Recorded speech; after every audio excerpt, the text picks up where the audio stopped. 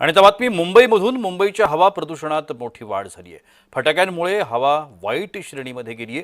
मुंबईतील हवेचा गुणवत्ता निर्देशांक सध्या 211 वर गेला. दिवाळी सुरू आहे आणि या दिवाळ्यामध्ये मुंबईत फटाक्यांची आतिषबाजी मोठ्या प्रमाणात होते.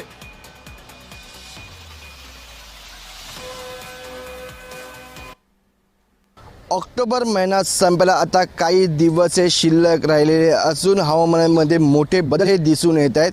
मोठ्या प्रमाणामध्ये पाऊस देखील पडत आहे आणि उन्हाचा तडाखा देखील हा मोठ्या प्रमाणामध्ये नागरिकांना भासत आहे. आणि त्यात आता दिवाळी सणाला सुरुवात झालेली असून मोठ्या प्रमाणामध्ये फटाके हे फोडले जात आहेत. मुंबई असेल किंवा मुंबईच्या उपनगर असेल, या ठिकाणी मोठ्या प्रमाणामध्ये फटाके देखील फोडले गेलेले आहे. आता आपण दादर येथील शिवाजी पार्क परिसरामध्ये आहे.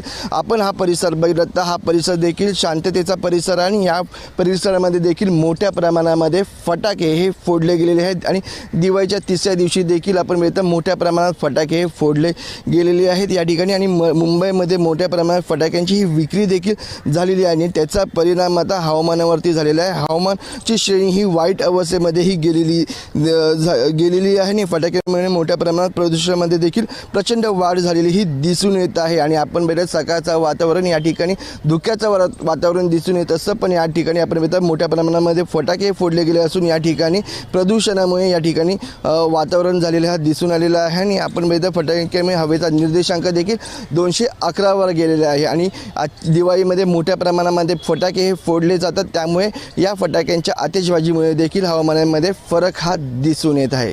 व्हिडिओ जर्नलिस्ट संतोष बोराडेसह मनोज जायकर, जय महाराष्ट्र न्यूज, मुंबई.